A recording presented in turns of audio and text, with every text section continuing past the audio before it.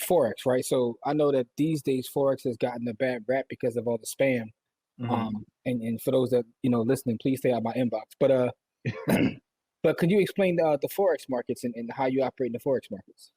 So the Forex market, a lot of people start there, but the Forex market is deregulated, right? Not there's no way to regulate the Forex market. There's no place to go get data at all, right? And that's what people like. The most biggest players are the banks, insurance companies, and institutions. It's a free for all. So it's hard to get data. Like even though you have data with the charts, Hmm. but volume and things of that nature. People like Forex because it's the most liquid, right? Because you're trading currency. If I'm a big company like Apple and I have to buy something in Japan, I got to switch my money over to the Japanese yen and vice versa, right? Or if I'm buying in London and I'm a big company, I got to switch over to, the British pound, right? Hmm. So there's millions of transactions happening a day and there's so much volume. So what happens with that, you get these abnormal spikes, which you can anticipate as traders. They do it all the time. You can make amazing profits with that, doing that. And you can start off with like $15 or like $10. But Hmm. the thing is, it's not as regulated. The average broker that somebody's using trading Forex is not a US broker. They're using a foreign broker Got you. because the US brokers require more of a reputation in that sense or more security. But I'm not against the foreign brokers. We all use them as well. But the thing is with Forex, what people don't understand, if you're not trading technically, a lot of these you really have to understand what you're actually doing, right? Because some of these companies like Japan done it years ago. They can lower their currency on purpose. They can Hmm. crash their economy anytime they want to in order to benefit them, and vice versa. But all of these markets, you can learn how to trade and there's no problem with them. Some people just stick with Forex, right? But just realize when you think Forex, all of this stuff you can do on your own. You don't Got you. need to go through somebody in order to do it. And I think that's what Forex gets a bad reputation, that they all automatically think multi-level marketing. They think that you have to be under somebody in order to do it. Hmm. No, you can be an independent trader. And that's what I teach our students in any of these markets. You don't need anybody to go through in order to participate. You can contact a broker.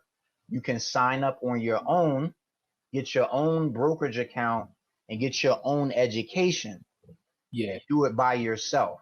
Yeah, I know that it's a profitable market, because I know that there are a lot of professionals that make their money, but I'm not gonna lie, that the MLM has kind of like, over the last Correct. several years, they've went so Yeah, crazy with it. the inbox spam is absolutely out of hand. Yeah, they went so crazy with it that it kind of like, makes it have a bad rep, but it is a flourishing market. So it sounds to me, out of all the markets that you operate in, and we're going to talk about your organization in a second, the Profit Room, but out of all the markets, it sounds to me that you like the futures the best. Would that be a correct statement?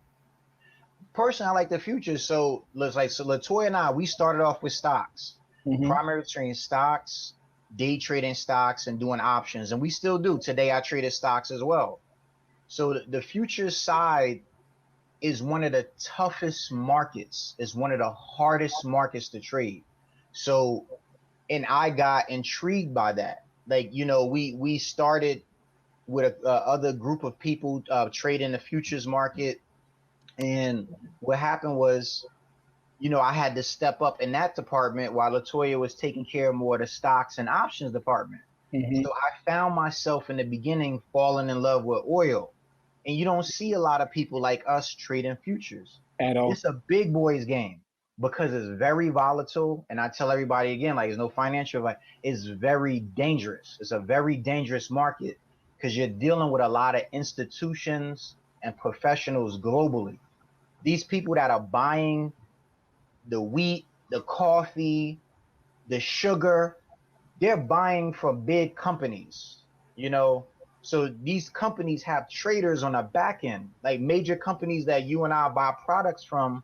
Hmm. They're buying directly from the, like, Starbucks and all of them. They're buying directly off the exchange right, in order to benefit their billion-dollar organizations.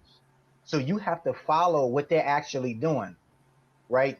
Exxon Mobil, all of them, when they're trading oil and natural gas, these utility companies. I worked for a utility company for a long time. Any like Con Ed, public service, any type of power company, they have a trading division where they're trading natural gas, right? They're trading energy. Wow. So that's where I just get intrigued, because it's a market that most people don't like to step in, because you can really lose your shirt. Gotcha. And you can really lose your shirt in it.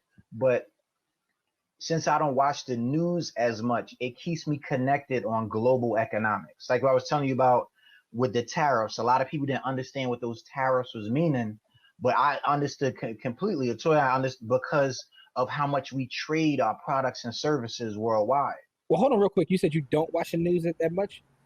Well, I watch the news, CNBC, every day. I watch CNN just the financial news. Just mostly the financial news, but a lot of the stuff where most of the time people are flipping channels and they don't understand what's going on, I can see it by the markets I'm looking at. Gotcha. Oh, something must be going down over here. Then when I dig a little bit deeper, boom. So like the prices of lumber and stuff like that. Yeah, we were already talking about that ahead of time. Like, yo, it looks like lumber reached a 52-week high. It's just like a stock. Like you watching Tesla, Apple, you can see it going up. I'm seeing that go up, and it's abnormal for some reason. Yeah, then you do the research, then it reflects when you go to the store. No, that's interesting, because like all the great traders we talked to, like specific, I remember the Lancet. She talked about how her charts talk to her. I said, what? She said, my charts just be talking to me. They tell me things. Like she said, I don't have to watch the news because my charts are talking to me. Yeah, it's kind of what you're saying, the same thing, right? Yeah, you realize something is going on. It's like something's not right. Like, you know. Yeah. So tell us about the profit room. How did the profit room come to be, and what is the profit room? So, boom, this is exactly how the profit room came. Remember, I told you I'm skilled labor, this and that. I done had nothing on social media. I was the last brother, I think, with a BlackBerry, man. I couldn't get rid of my BlackBerry. I remember the date. It was like 2014. Everybody had an iPhone already, a smartphone. And my BlackBerry died. I went into the Verizon store. My man said, yo, man, you got to get you an Apple. I said, all right, bro. I'm not on social media. I'm on nothing. I'm not nothing, man. So he gave me an iPhone, and he downloaded an app called Instagram. He said, yo, love it. I said, okay. So I named myself the Live Day Trader or the Gap Swing Trader, something like that. Because trading is lonely. You trade by yourself or whatever like that. So I downloaded the app. I put it on there, and he just said, you just search for things you're interested in. Then I saw like trading, and I'm like, oh man, these people running scams. Like, what is this? Like, you know, they talk about stuff after the fact. So what I started doing, we only had 15 seconds back then. 15 seconds, I used to hold up to my screen, and I would be day trading, getting in and out of trades, boom, boom, boom. And people started seeing profits. And I would do that again, like every day. I was talking mad junk. I'm like, I'm the Gap Swing Trader. Nobody's doing it like me. Like, I'm like, young. My Instagram is still up there, the Gap Swing Trader. I was talking mad junk. I had a logo with like a Superman outfit on. My thing was like off the hook, but I wasn't selling. I was just there because I saw everybody. I said, yo, this is corny. So Latoya saw my Instagram. She said, hey, you trade like me. I said, okay. So we started on Skype a little bit. We started trading together. Then we just kept adding each other every time we posted something on Instagram, like boom. So people was like, oh, you guys teach. It's like, nah, we don't do that. That's corny. That's whack. Like I was, and look at me. I was like, oh, that's whack. We don't do none of that stuff. Like I was just like dissing everybody in that sense. So what happened was, we was like, listen, if we want to teach, we got to create something that'll benefit people that we're doing. So we opened up like a Slack room for like a whole year, and we just started trading live in there. Boom. Then we opened up a Zoom room, and we were sharing our screen, just trading live. Because you know where we come from too, just like you said with the Forex, you don't want nobody to feel like you scamming people or things like that. So I always feel like especially as a brother, and I hate to say that too, that you got to prove something to somebody. No, you do. You got to show your work. You got to show your work. You got to prove something, and that's what always it eats me up to this day. How the boy next door could just pop up and get whatever he want, but I got to prove myself. But you know, so that was it. Then like, you know, all of a sudden I said, yeah, let's create a legit company and start offering some products and services and things like that. So we was like, all right, you know, we want something global, something that, you know, like you entering. So that's why I came up with the Profit Room. So and it's like you walk in the room and it's very diverse. It could be whatever. So at that point, you know, like in 2016, we had the company and we just started going from there, and we started turning out great students and started producing more content and just really taking our time.